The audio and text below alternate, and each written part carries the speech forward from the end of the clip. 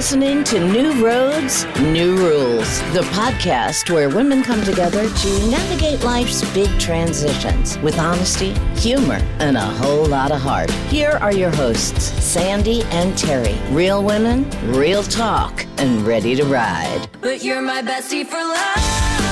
Yeah, you're the family I choose. Yeah, the efforts till the end, we can get through this together.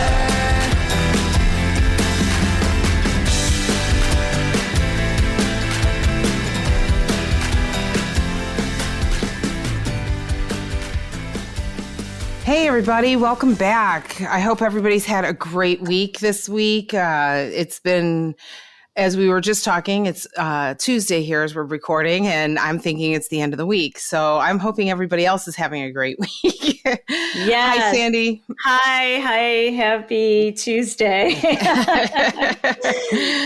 Yeah, so this week we are going to be talking about living life with intention. You know, to me, that is like living through your days with the choices you make, having your clarity in your relationships, you know, doing things with intention, and not just letting things happen and be like, oh, well, that's what happens kind of thing.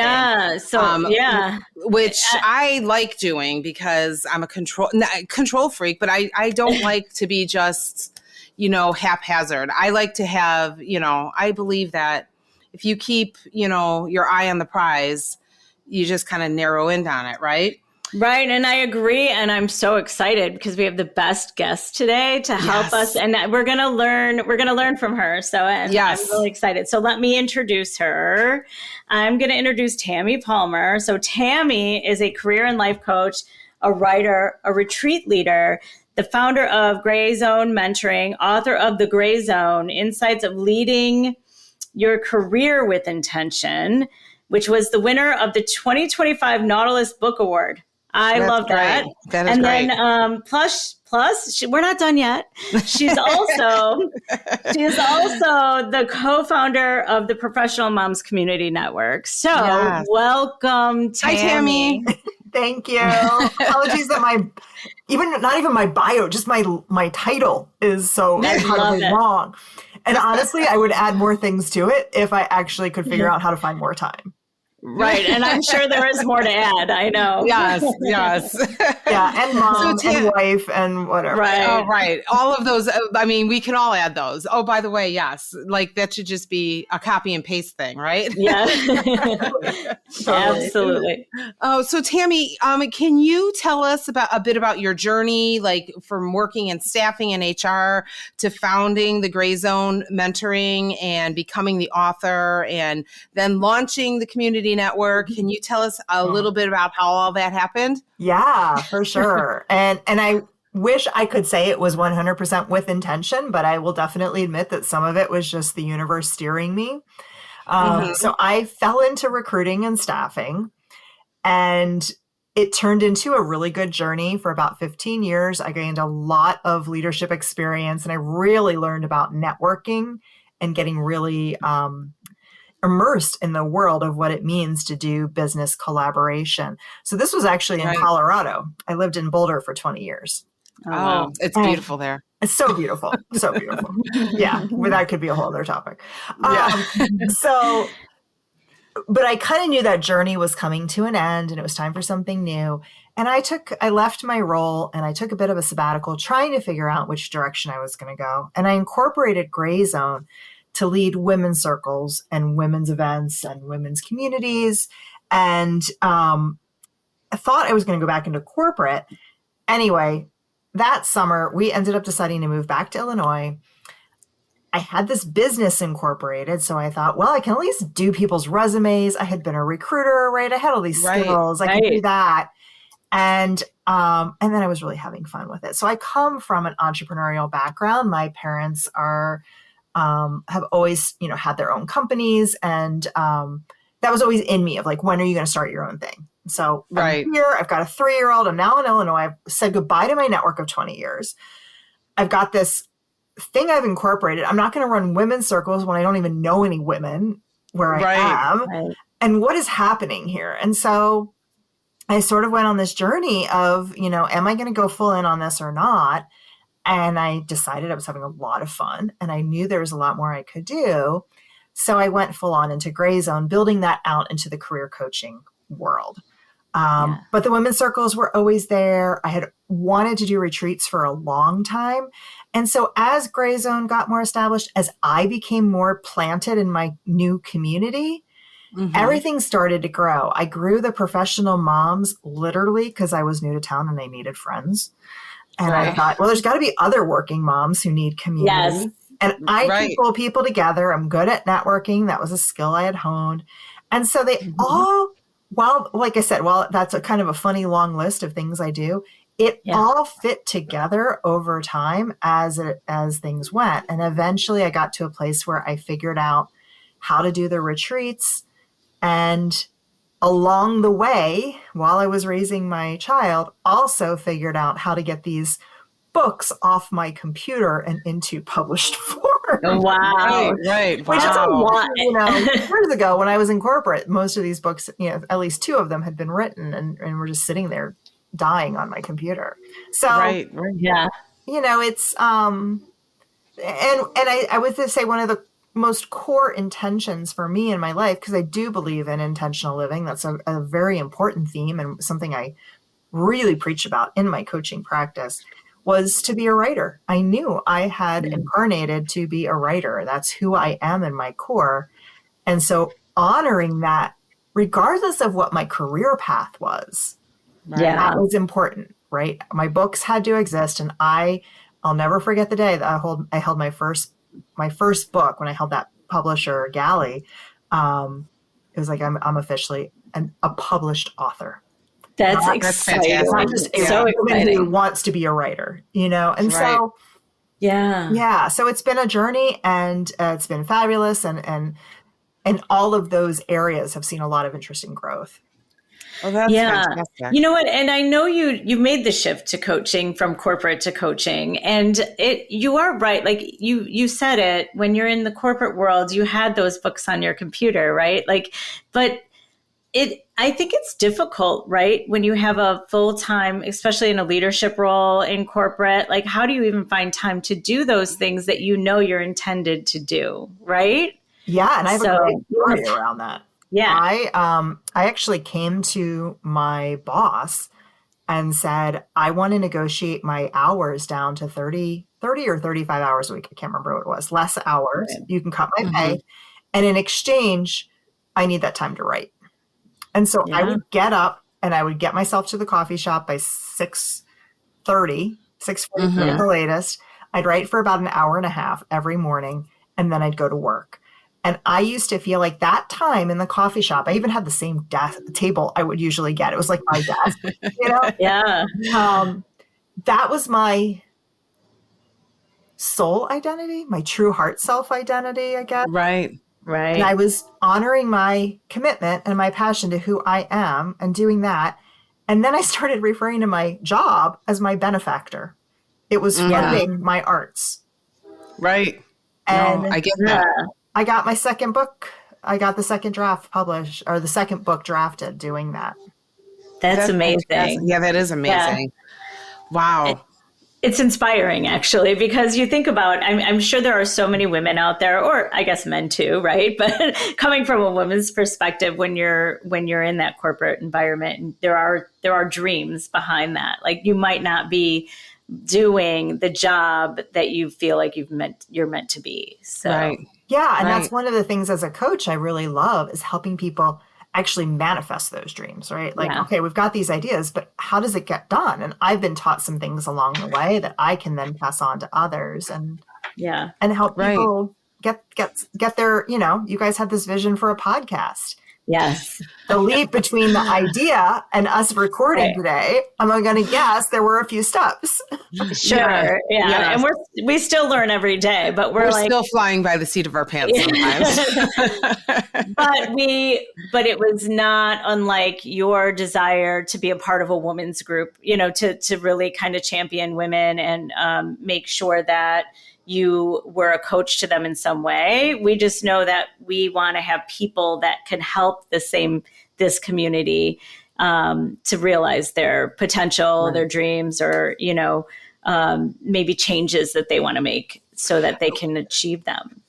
I have to say, when this all started, I'm divorced. She's going through a divorce, and we've always had each other to talk and whatever. Yeah. And I belong to a lot of, because of my work, a lot of moms groups, women's groups, professional groups, and things like that. And more in the groups, especially the moms groups, you see women posting, I'm going through this, but they're all anonymous. Like everything's anonymous, and like, I'm embarrassed by this. And the thing that they're writing about, they shouldn't be embarrassed about because, they're having a difficult time in their marriage or a difficult time being a mom. Sometimes you get in that mom bubble and you think you're doing everything wrong when little do you know that everybody else has gone through that or done that. But they were posting more and more anonymously. And that was what was bothering me so much, where I wanted us to do this. Like, you need that, you need other women who've gone through it or are going through it that you can bounce off, but you want to be in a safe space. And not so many people feel safe on social media anymore, because social media, there's the other side of the sword of social media where it's not the greatest, right? And people have gotten more judgmental and whatever. So that was one of the biggest things about, jumping into this. Like, we just wanted a safe space for women to come to, and other women like yourself who can share or promote, like your services for, and that way women are just like, hey, I can talk to her about this, or I need a coach. Like I can talk to somebody and they can, get to know you. So that's where we come from. Yeah. It's great. And it's really sobering to see the volume of women reaching out with stories and looking for support, and just recognizing how many people are going through stuff, but how beautiful it is that they feel like they've found a place where they can reach out. Right. All right. So I just want to, we talked about, on your website, and you talk about the 5 keys to empowered living, which I would love for you to explain them kind of so that we can dive in, because, that's kind of where Terri and I are trying to get to, empowering ourselves and others. And so I kind of thought that would be a fun topic for you to touch on and teach us about, if you don't mind. Totally. Yeah. I think I got hooked on that concept of, we look at someone, she's like, she's so empowered. She's so strong. And like, what does that mean? Let's unpack that. What are the steps, and what can we actually be working on to move the needle in that direction? Right. So I know one of them, I wouldn't say first, second, third, but, or maybe it is first, second, third, right? Like, is it the first step to get clear and set goals? Is that your first step?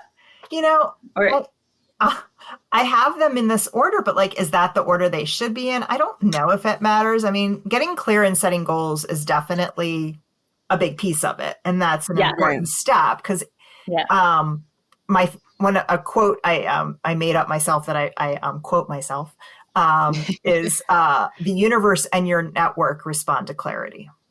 And so what I mean by that is, if you don't know, for instance, I do a lot of job search and career coaching. If you don't know exactly what you want, your network's not going to know how to help you. But more important, the universe will also not know, right? And so these magical synchronicities aren't going to happen if you're not clear with what you want. So it is, and whether that's a job, whether that's what you want in your marriage, whatever, you do need to understand, be intentional about the way we want to proceed in scenarios. Yeah.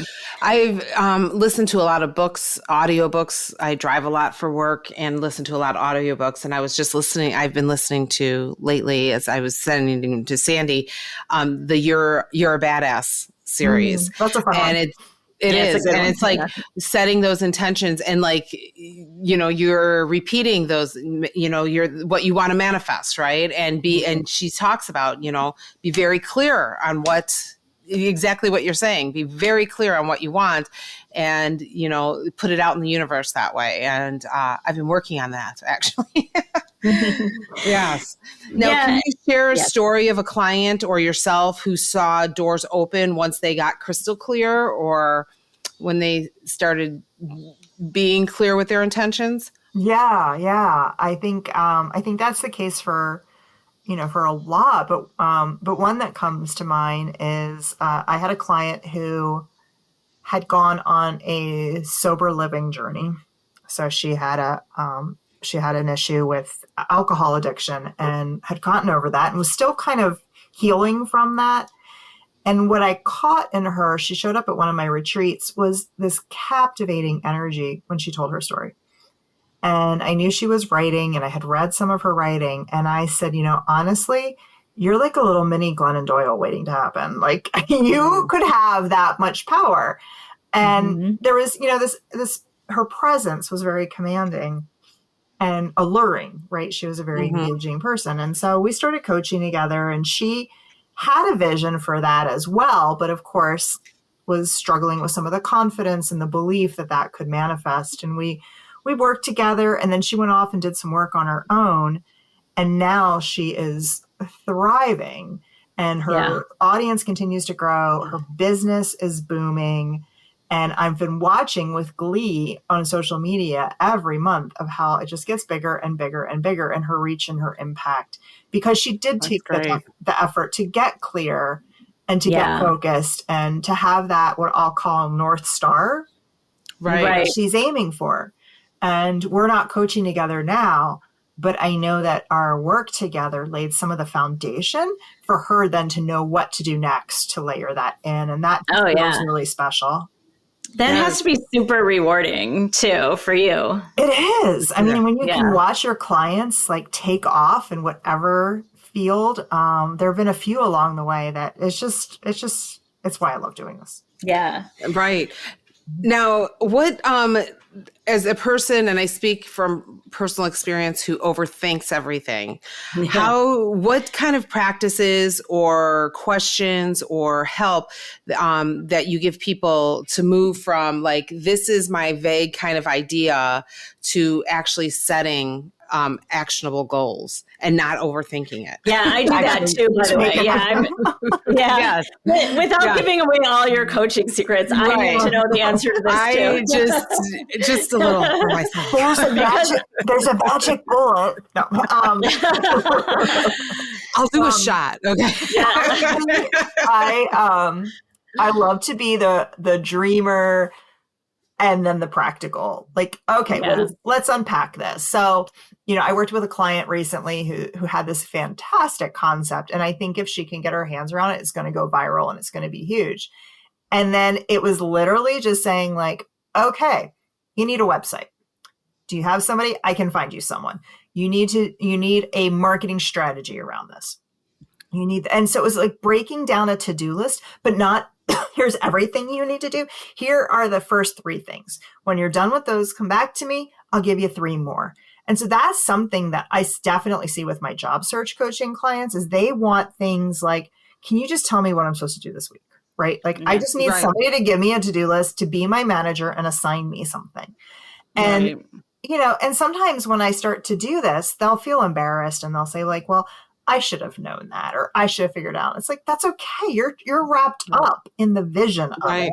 You can't hold all of that in your head and be thinking about the accountant and the copyright and all that kind of stuff. But I have enough business experience that I can play business coach a little and then actually hand them off to my business coach when they have something legit and ready to go.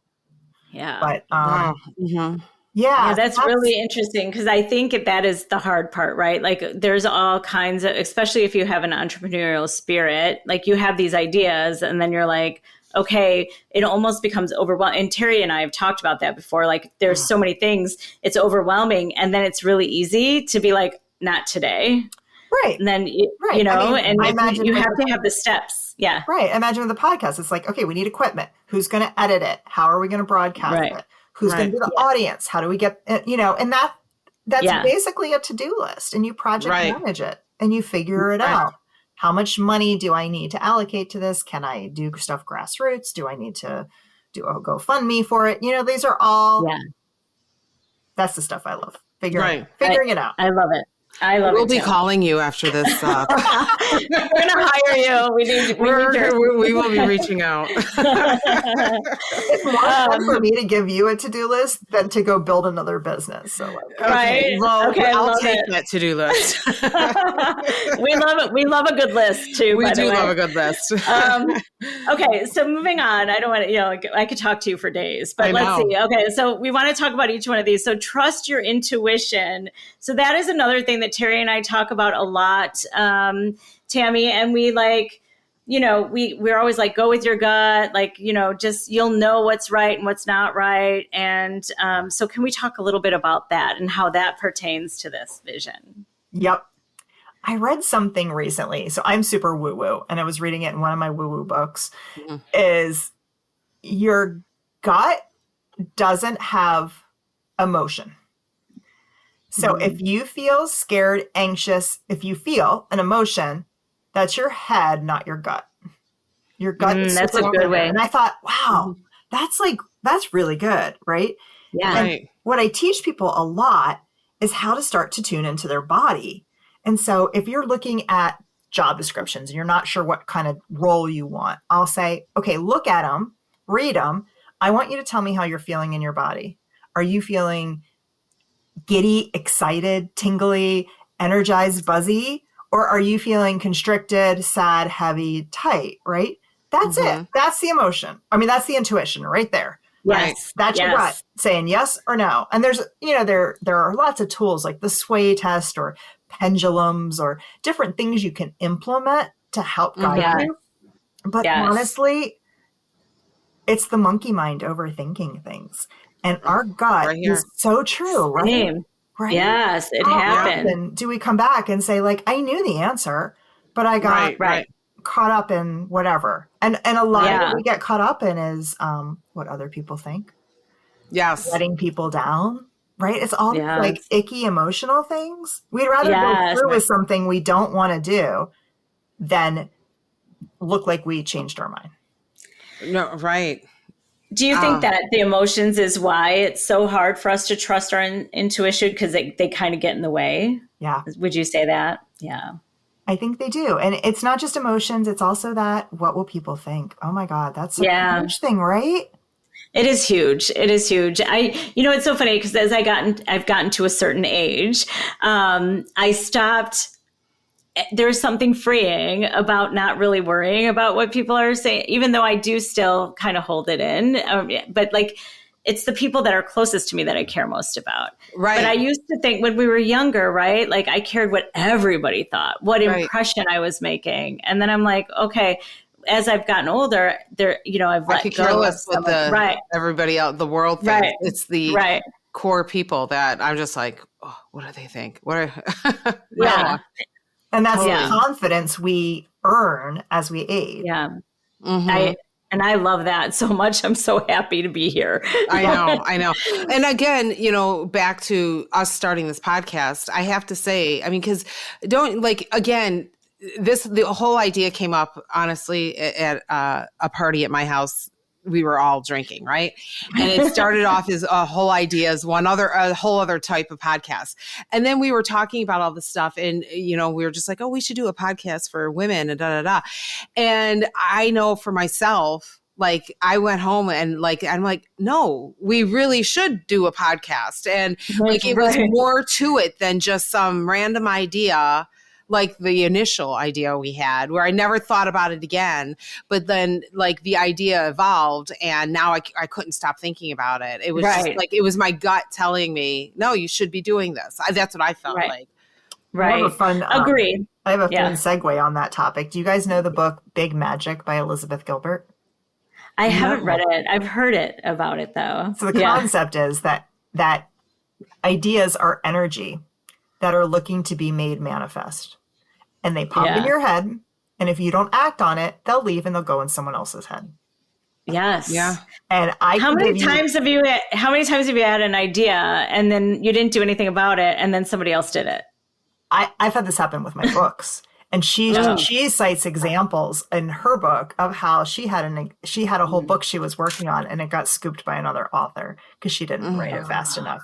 I've had that happen to me more than once. Yes. And I've had it happen to my friends. So it's a fabulous concept of ideas are live things. And if you don't do it, someone else will. Yeah. That's true. That's inspiring. I know.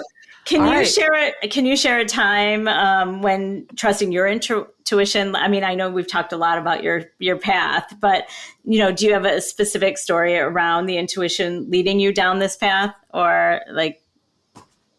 Yeah, I think there was a time where I had a business venture going with another woman. We were leading retreats together, and my intuition was saying it wasn't working, even though I really wanted it to. And we ended up parting ways. And I went through a really intense period of like, what next? Where is this going? What's the focus? My business was also not thriving at the time.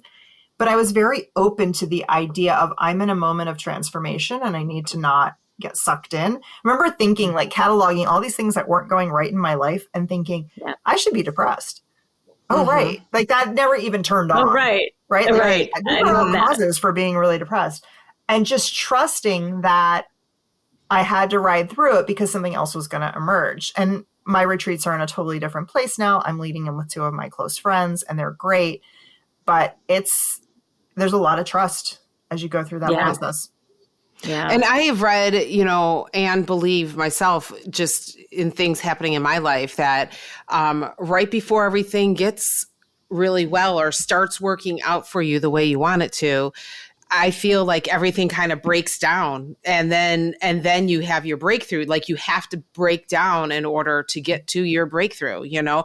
Because then, you can handle whatever's on the other side because you've gone through this crap to get there. Right. And so endings and beginnings, right? Like that's the natural cycle. Right. Right. So then our next one, I guess, is being assertive and clear, right? Yeah. You talk about how words like just or over apologizing to diminish our impact. What shifts do you encourage people to make in their everyday language? So I give an hour-long talk on this topic. Okay. I'm guessing I have like 3 minutes. Yeah, that's good. You can have as much time as you like. Right. Yeah. I mean, I, as a writer, as a coach, I do a lot of communication and conversation coaching. I really like to inspire people to be really, really mindful of word choice because words have a lot of power. I think we use a much more limited capacity of words than we have access to. Mm-hmm. And it's important to be really clear with it. So just, sorry, these are apology words that really tone down our power. So if you simply start taking the word just out of emails, notice how the shift happens. I had a project manager do this, and she said, oh, people are responding to my requests now instead of just leaving me unopened. And she was like, wow, it's actually what a difference. Like, yeah, right.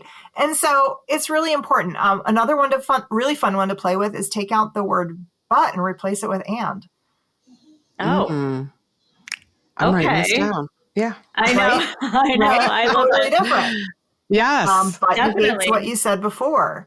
One of my favorite things to coach on when I'm doing interview prep, because I have another talk I give called Confidence Trumps Competence about how to interview, is don't ever say no, but in an interview. No, but I'm a quick learner. No, but I can figure it out. Right. All they hear is the apology after the no. Right. And so I'll teach people to say, do you have experience with Salesforce? In my last role, I was the administrator for our CRM, and it was this. Unfortunately, we didn't have the budget for Salesforce. I always wanted to have that. And that's what I'm excited about in this role, is the ability to take that on. And I'm looking forward to that. I'm really quick with these systems, and I know I'll come up to speed fast. Oh, what a difference. Great. Yeah, what a difference. Yeah. Yes, I was BSing and talking a lot, but I'm leading with confidence over my lack of competence. Right. And I'm not giving them that. something to immediately hear, nope, check off the list, right? Right. It takes them a minute to process through what I'm saying. Yeah. So one of the things, I love all of that. And I love the language stuff because I've made those. I think we've all made those mistakes. Yes. But, you also talk about being assertive. And I just wanted to get your opinion on the difference between being assertive and aggressive, because I think there's a fine line, right? Oh, yeah. Yeah. One of my favorite things are passive aggressive qualifiers. Oh gosh. Frankly, I got to tell you, like when I say that to you, right? Honestly, frankly, if you're not doing it physically, this is what your body language is doing. You are crossing your arms, you are pulling back, and you're shaking your head like, oh yeah, what do you got to say? Right? Oh yeah, you're really receptive to listening to me now. Right. Aggressive is like, if I just talk louder, if I just get in your face, if I just assume control, then you'll hear me. And what happens is we stop completely listening because we're in defensive mode. We shut down. And so assertive is carrying that strength in a respectful manner. So you are heard. And one of the things I talk about is the trine of great leadership is humility, tact, and assertiveness. And so when you've got those three in balance, those are your like rock star leaders that you will do anything for. Right? Yeah. Right. They've got it down. And so I try and teach people how to not go to aggressive, also to not go to passive.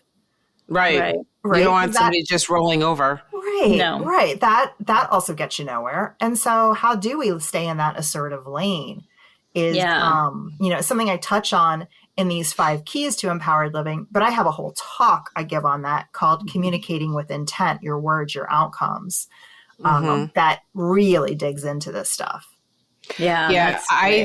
You really need to speak to any politicians today. We don't like to get into politics on here, but when you say that, like literally, like the last presidential debate, like I turned it off the second they got aggressive. We're going to, badmouth you. We're going to badmouth the other side, blah, blah, blah, blah, blah. And I'm like out, like, I don't want to hear it. I don't want to do anything. Yeah. And I'm in sales, and like the first question, somebody, well, what about so-and-so, like the competitors? And my thing is, and when I have somebody that I'm training, I'm like, we never knock our competitors.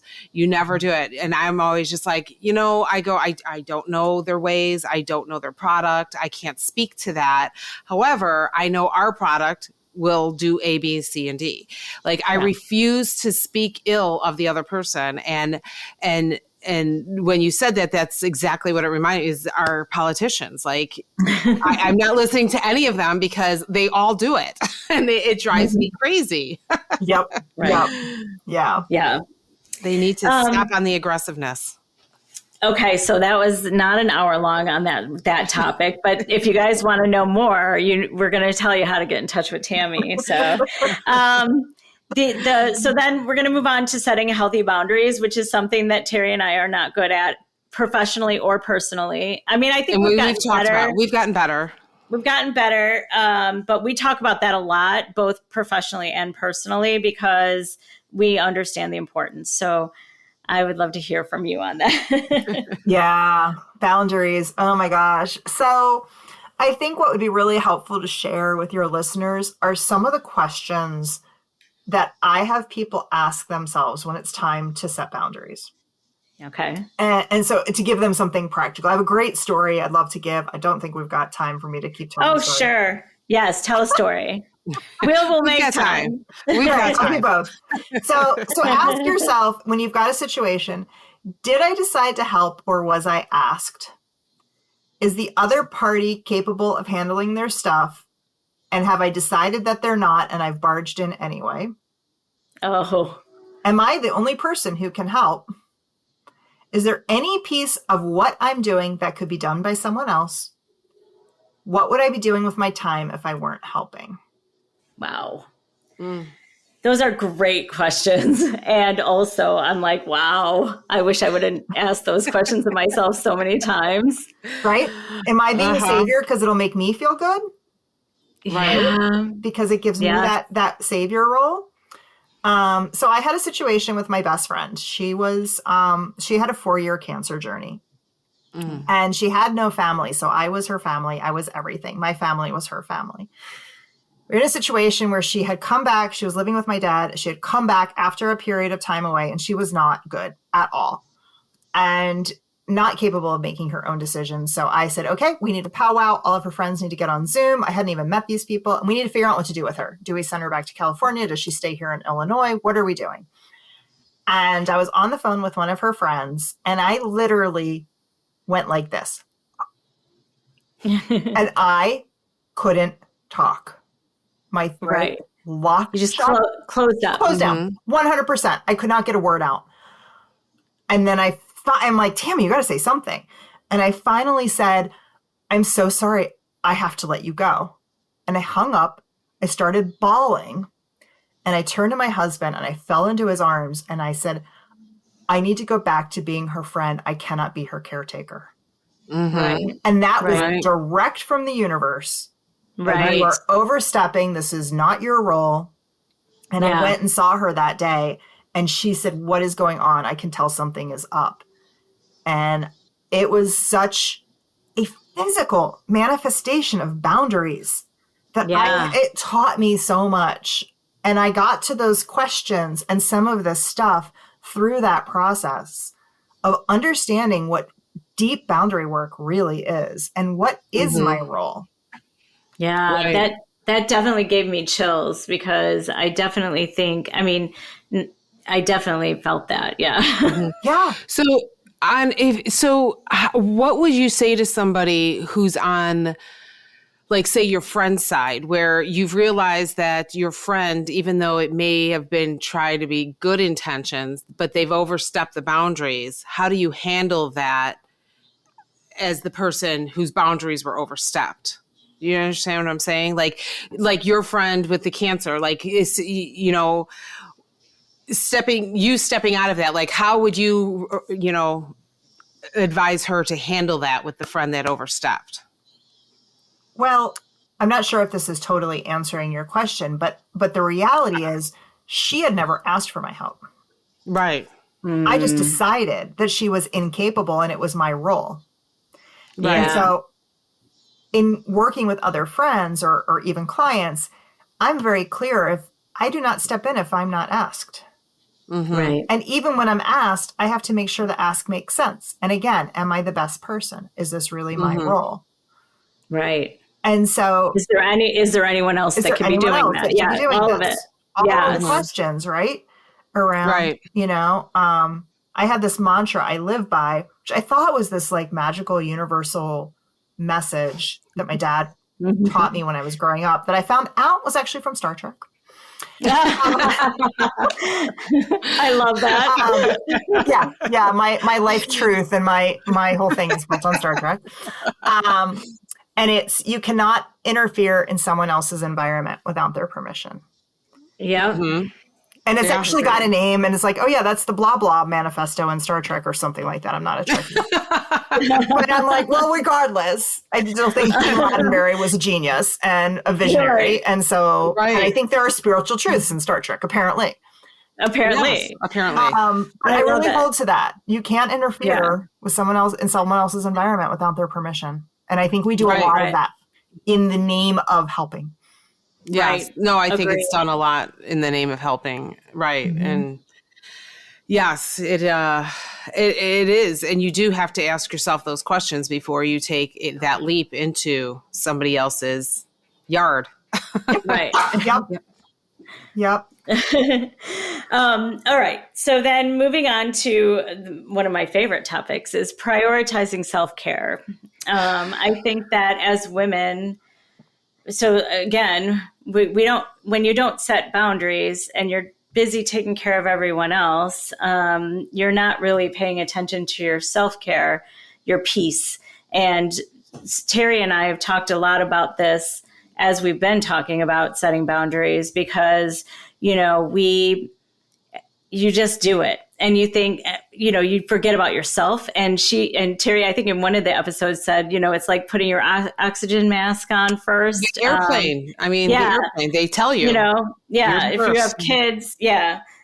And I think that, as women, we definitely need to do this more. So what do you, so you've said like your best ideas come like during yoga or walking in nature. Why do you think slowing down that in that space, like creates leaves space for creativity? Well, I think you're opening up the channels and the portals, right? Yeah. Like if we go back to that concept of big magic, those ideas, like, why do you think you get them in the shower, right? Like, you're not on your phone, you're not talking to somebody. You've got this sort of direct channel to the spiritual realm. And you find that in yoga. You can find that in nature. I highly recommend walking in nature without earbuds in, without distractions. Like, just listen to the trees, listen to the birds, see like, oh, what's coming into my mind? God, this idea keeps popping in my head. What is that? Get curious about it. I've heard that one of the reasons showers work so well is there's a lot of kinetic energy with the way the water hits the body. Yeah. I've read like that the too. kinetic energy of the waves hitting the shore is really high because it's this action. And I am not a scientist and I'm probably not saying any of this right. But I think there's something to that of why that is such a stimulating environment for people. Putting yourself in those environments as much as you can really helps. So self-care, people think, oh, it's a bath, oh, it's a massage. And those are lovely things. Honestly, just get yourself some white space time. Go on a walk alone. Ask your partner to take the kids for 20 minutes so you can just go around and walk around the neighborhood at night and just not be distracted by other things, right? Sit in the grass and get grounded. Whatever it is, whatever you can squeeze into your day, it's important to find those times. Yeah. No, it is. I mean, I take the dogs for a walk. I'll take them out and like walk them and no earbuds. I mean, yes, they are distractions, but they need to walk anyway. I need to wear this one out a lot, but it is my time. Like I find myself, that's when I'm thinking about things and things come up in my mind. And I can tell when I haven't done it in a while because I'm working and I'm like recording podcasts and then I'm doing something for my kids and then whatever. And then I'm feeling like so worn out and like I can't move forward in anything because I've just hit this wall. And walking is one of them. And also with the water, I always feel a strong sense around water. The sound of it, it relaxes me more. I think I feel more open at that point too. Yeah, absolutely. Yeah. So what's one small self-care ritual that you rely on that the listeners should try? I think it's what we talk about is just try and go be with the earth. Go be out in nature. Go stand barefoot in your backyard. I try and do stuff like that as much as I can. I love regular massages. I love all those things. Those are all great too. It's just really letting myself slow down and receive. Yeah. I think that's the biggest thing. Don't listen to this and think, oh, now I've got to figure out how to do this on my to-do list. Really just find some time to sit in the grass barefoot. Like, can you just do that? Yeah. And your kids can be there. You don't even have to be alone, but just. Right. just you sit there not doing anything else on top of it. Like, lay in a hammock and watch the clouds like you did when you were a kid. That sounds amazing, actually. I know. Well, I'll be laying by a pool this week. That's what I'm doing. Right. I'm not thinking or talking. Right. For sure. Now, what do you say to people who feel guilty about prioritizing self-care? Thinking and saying, oh, it's just selfish. Well, I think that gets back to the boundary work of like, I'm the savior. I'm going to go help everybody else. It's like, well, you've got time for everybody else. Why are you not important? How would your 10-year-old self feel about that? Right. That suddenly you don't matter. Suddenly everyone else matters. And honestly, at some point, The kids are going to be grown and gone. They're going to move on. Yes. And you're going to be back with yourself. And so if you don't stay connected to yourself, yes, it's going to be a big, rude awakening when you come back to yourself and now you don't know who you are. Absolutely. Yep. No, I agree.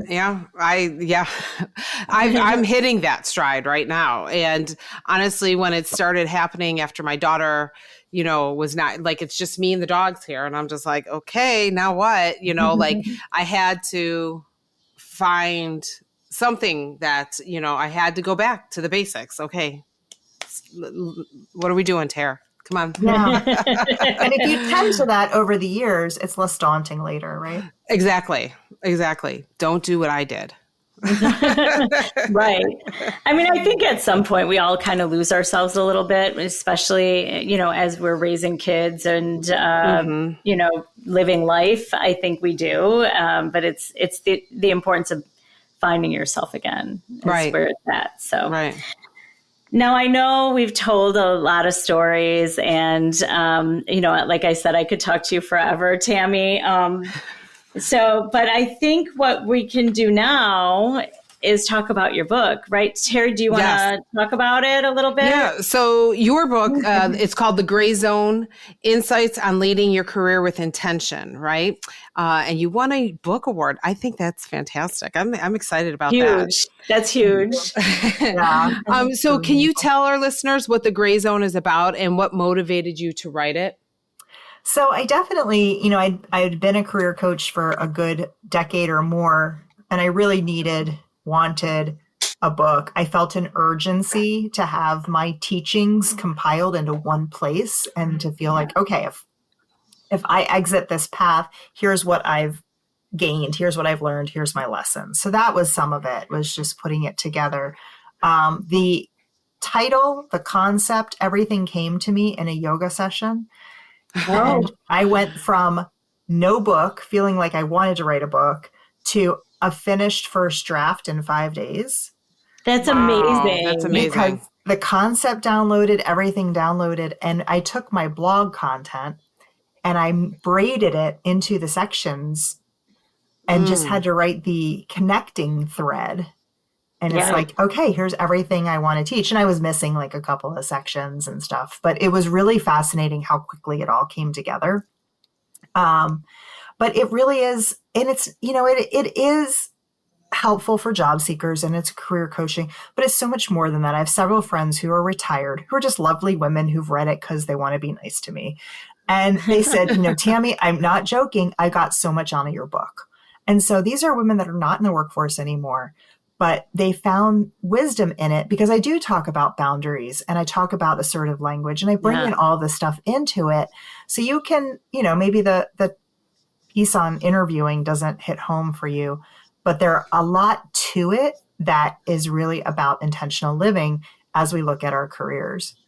Yeah, right. I love that. I mean, maybe the interview doesn't hit home, but the confidence you talk about having confidence in that interview hits home because also language, all of it can apply to your personal life too. 100%. So. Yep. And the title, it kind of spoke to me because I'm in business, right? And I'm a leader as well. And when I talk to my staff, I do tell them sometimes you have to live in the gray. Not everything's black and white. And so when I saw that was the name of your book, I was like, oh my gosh, I've got to read this, So I had a fun story of, I was in between jobs as I had referenced earlier, and I was going to a networking event and I said, I need business cards. What am I? And I was advertising myself as like a recruiting consultant at the time, HR consultant. And I sat there on Vistaprint and I'm playing with colors and fonts and images. And there was a black bar and a white bar. And I just typed the word Greyzone. I swear it was just downloaded. I didn't know what it meant. I looked at that and I said, that's my business. There you go. I love it. See, that's going with your intuition right there. The universe spoke to you. It really does. Yes. I love that. That it's because I have to look into that because I always say that's where I'm the most uncomfortable is in the gray area. I'm a black and white kind of girl. Anything starts going into the gray area, I'm like, I don't know what to do. Like I'm like, oh my gosh.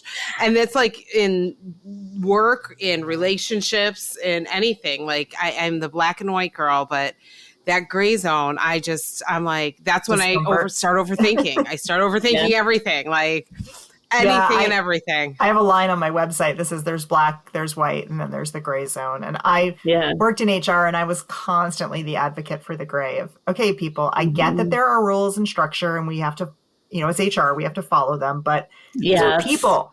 We got to get a little gray here. Yes, agree. I'm comfortable in the gray zone, actually. It took a while, but I'm comfortable there, and I think that's why me and Terry complement each other. It sounds like it. So where can listeners get the book and learn more about your mentoring work?